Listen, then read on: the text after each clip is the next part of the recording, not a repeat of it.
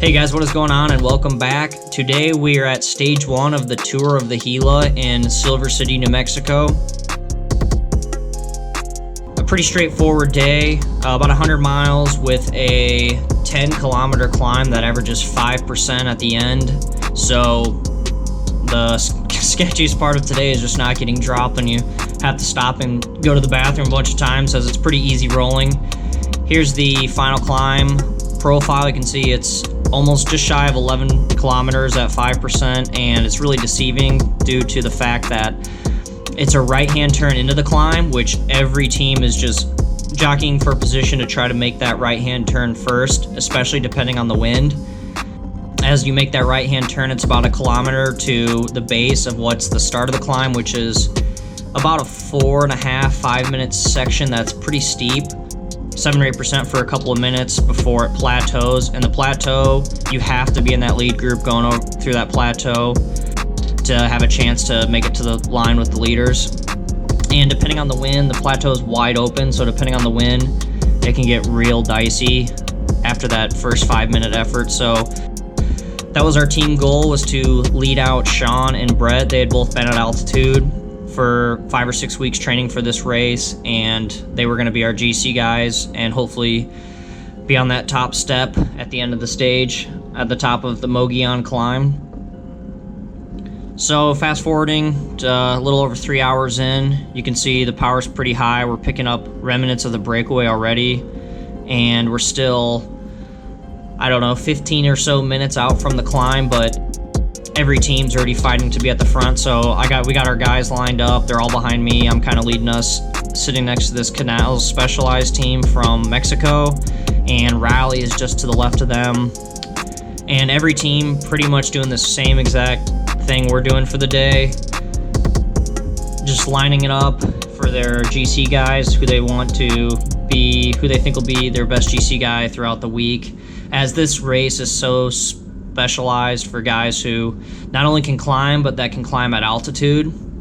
So it's a big showcase for a lot of the big teams like UHC and Rally, as it helps them get used to racing at altitude and climbing at altitude for races like Tour of Colorado and Tour of Utah later on in the year.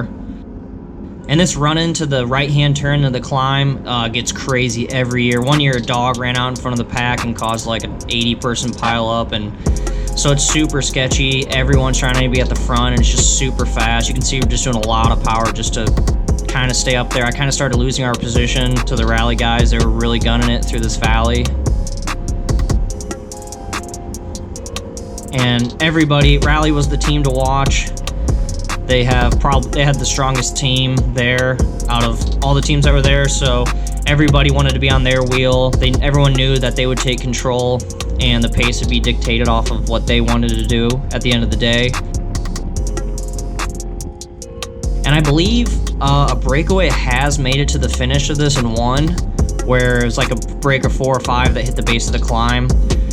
And I think only one guy stayed away from the field, as the climb is just make or break. I mean, it's like 30-minute effort at the end of the stage. And if you're going in the break, today we had a headwind. If you're in the breakaway, you're just dying out there for a few hours until you even have to do a max effort at altitude up this really steep climb that goes to this abandoned mining town. So it gets pretty demoralizing real quickly, especially with the bigger teams when they join forces and the chase is on. It gets crazy. You can see right here, doing well over 400 watts for the majority of it, just sitting in, trying to keep our guys together, getting swarmed, but it's kind of the case for everybody. It gets real dicey running into this right-hand turn. It gets real tight, and there's a cattle grate that's kind of sketchy, and every year there seems to be a crash going into the turn. Nothing crazy, but guys kind of just going off the road, and dudes just blown from giving it their all, doing their effort for their climbers, putting in the work for their climbers.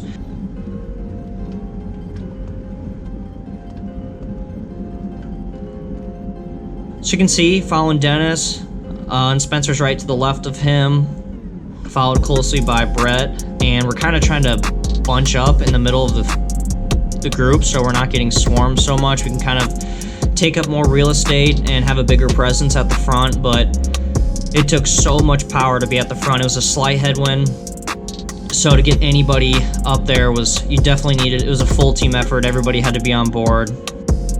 And the importance of climbing, what you don't see on Strava, that a lot of people say, oh, you only average 330 watts for 20 minutes. I can do that. I do that all the time. Well, these are the parts that you don't see, is doing 400, 500 watts just to get to the front before going in the climb, because you can do as much power as you want, but if you start at the back, you're not going to pass 120 guys going into a climb when it's all bunched up, especially if the field's strung out. I mean, you're like 30 seconds behind the first guy going into the climb, and that's a lot of real estate to make up at this level. So right now I have Sean on my wheel, and I'm trying just to kind of follow some wheels just to get him up there, because we lost Brett and Dennis and Spencer. They were all on the right side and kind of got swarmed, but I saw an opening. So I took Sean, and we started working our way to this left-hand side to try to move up, and you can see we've pretty much made it. Guys are peeling off. I'm doing a ton of power. I'm already in the red zone well before we even hit the climb, but it's the kind of effort that's needed to keep your climber at the front, because if you're not starting the climb at the front of the field, you don't have a single chance of getting back up there.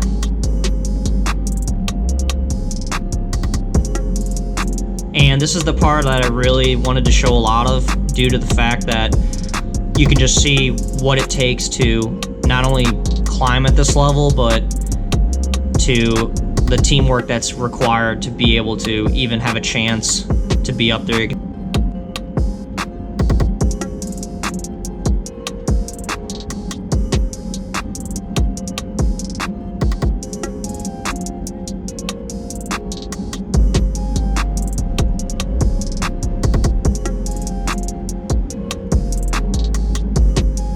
See, I just dropped Sean off. Heart rate's 185, 183, so I'm definitely pinned.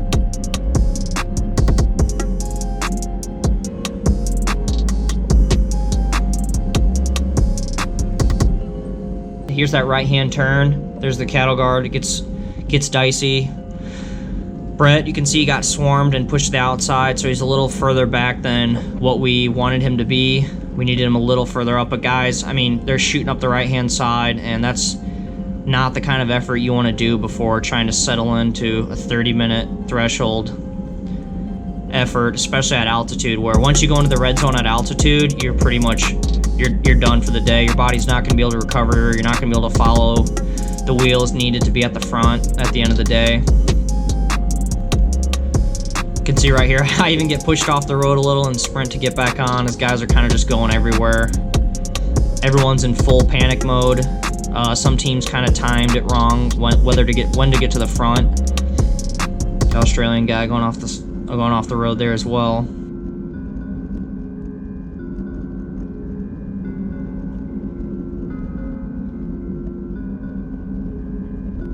In years past when I've done this, we've hit that right-hand turn and it's just splintered to pieces with some crosswinds and stuff. You can see there's just rows of traffic hitting this first little 5-minute climb. And you can kind of see through some of the guys, you can kind of see how far back I am already. It's just, my race is done. It's kind of just, maybe give it one last little go over this first 5-minute effort to try to find a group that isn't going to lose a ton of time. But you can see up through there, one of the switchbacks, you can see the Peloton going by. If you look closely past that van, those guys are just way up there. The group's beyond splintered. And if you don't make it with the lead group of 25, 30 guys that makes it over this first 5-minute climb, you have no chance of getting across the plateau quick enough to be able to make up time on the final climb. And here we're cresting that first 5-minute little kicker. You can see we're at 8%, but it starts to plateau here. And everybody's just kind of jumping across gaps to try to get on different groups to save as much energy as they can going into the final 20, 25 minutes of the climb.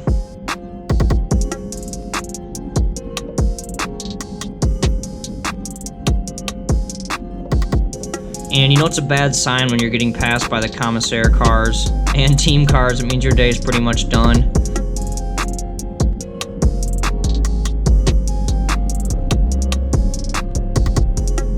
And we'll fast forward, as it was pretty painful. Kind of a scenic climb if you have time to look around.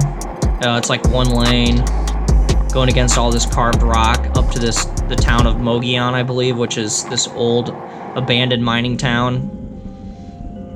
And you can see my heart rate's just pinned. Like I said, at altitude, once you go into the red, it's going to be a long day for you trying to recover. And if you haven't been at altitude, like I had not been at altitude, and I know a lot of the guys that are here hadn't been, but guys who were targeting this were definitely spending some time, you know, in New Mexico or Colorado or Utah getting prepared for this race at altitude.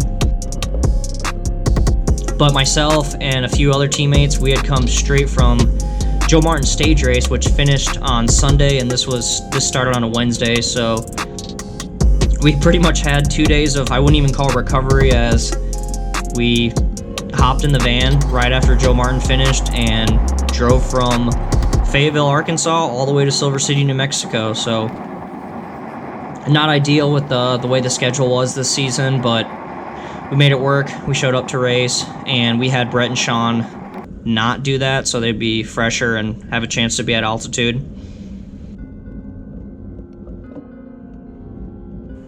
Trying to conserve what I can the last couple of kilometers, but it was just a brutal day, so